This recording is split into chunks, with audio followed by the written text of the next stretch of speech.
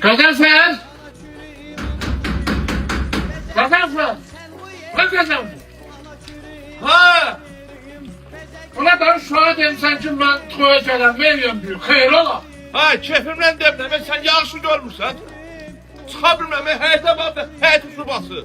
Onun bana aidiyyatı yoktu. Ben senin oğluna karda boranda gelmişim. Seninle canlısın. Yanlış deme, görmese deme. Gel. Benim oğlumu koyun iştirak edip bulursan ki. Ha, nə ola, bu toy danışanda bir tabiyə də baxın da, günə baxın, tabiyə də baxın da. Ben yine bir kazanın dibin yağlıydı, yağlıydı. Oy su oldum. Ben hemen canım için böyle koya gittim de kardeş. Biz danışmışsan kadar ben, biz danışmışsan. Ben senin oğlunu koyun iştirak edip gel kardeş. Sen de iştirak edemezsin. Yarıştı ne olur?